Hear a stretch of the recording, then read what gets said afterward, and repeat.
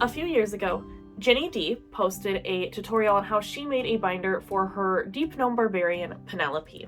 Now, I'll post that video in the description below as well, or on a card somewhere, but as a fellow ADHD haver and a crafty person in general, I had to try this. I was so excited when I saw this idea. And honestly, I love it so much that I've done it now for every single character I have ever made. But today, I would like to focus on one character in particular.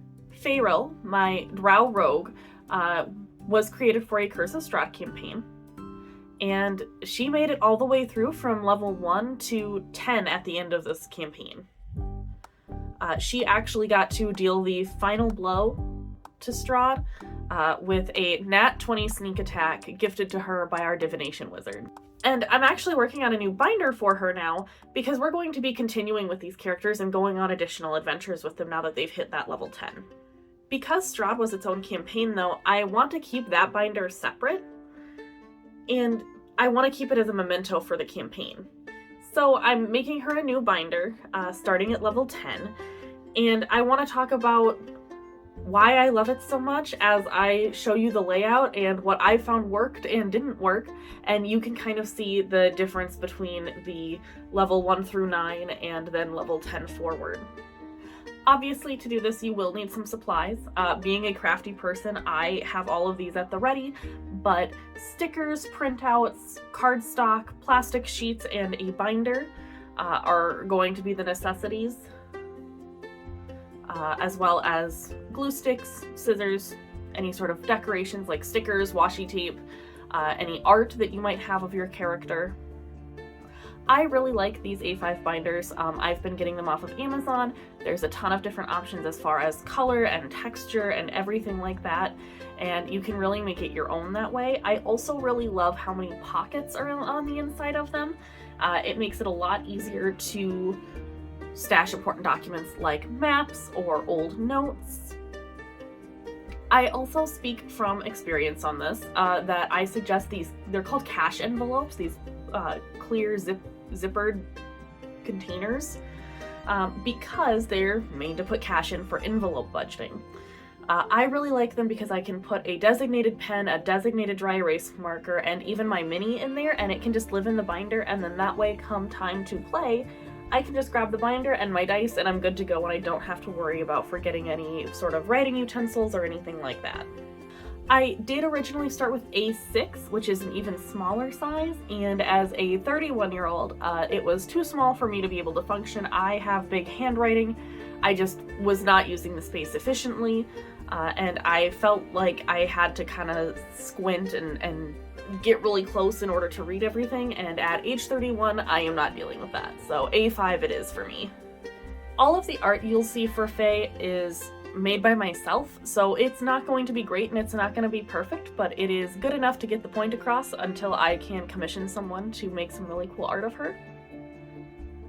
But after that cover page with the art and some stickers and just a highlight of who this character is really is the stat information.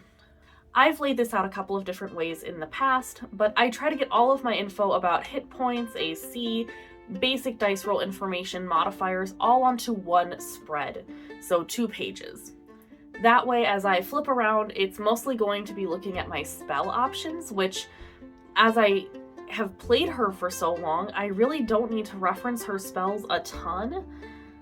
But it's nice to have the verbiage in case I decide I want to try some shenanigans later, or if my DM has a question as to what sort of saving throw we need and I don't know it off the top of my head.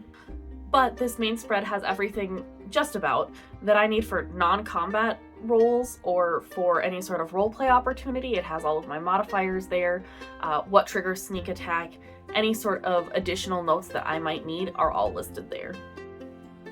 I also really love these binders because the expo markers can be used on the plastic and can just be rubbed off when it needs to be changed or erased, and it stays pretty well.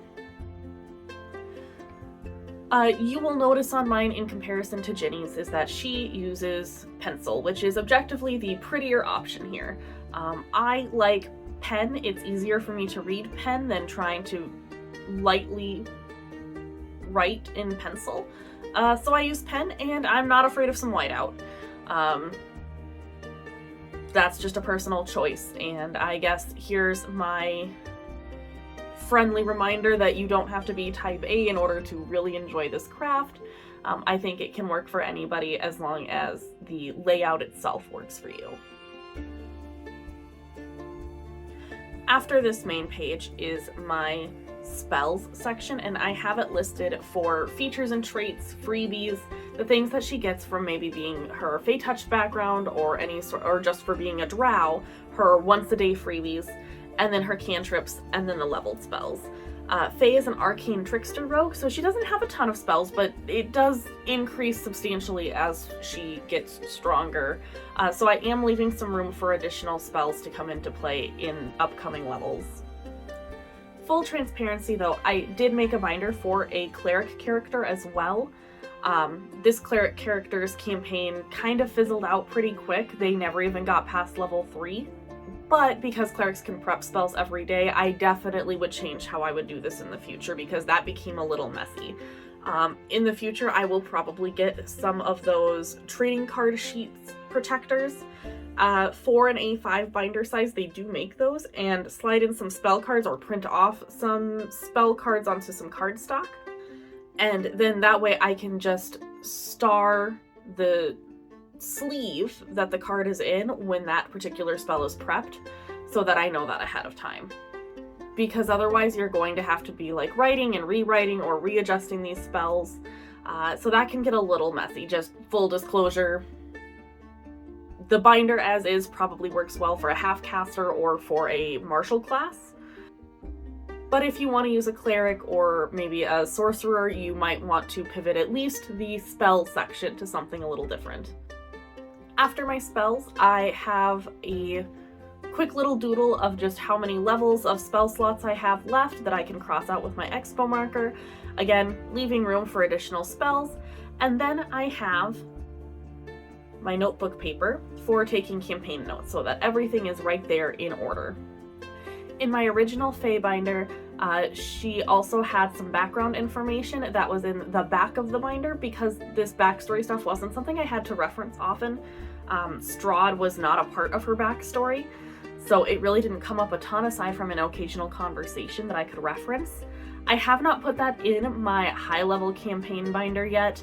I will get to it eventually, probably, but again, it sounds like this adventure just isn't going to be as important for her backstory, and that's okay.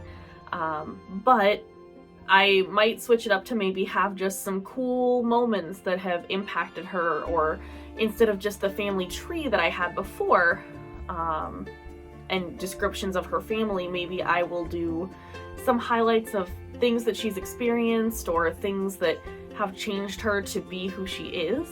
I think that might be much more helpful with this party in particular. Like I said, I love these binders and I continue to use them. I still make them for every single character.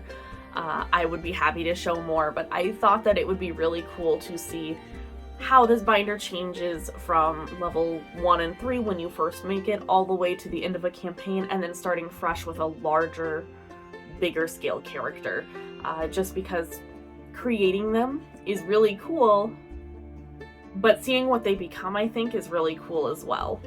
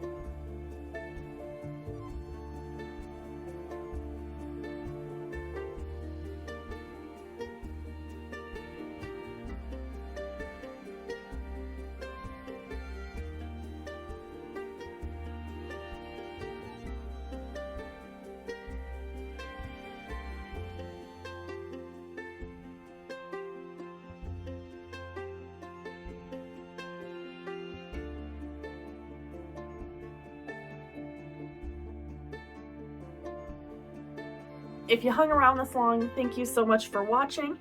Feel free to like, share, subscribe, all those things that YouTube likes. Drop a comment, I do respond to those, and I will see you next time.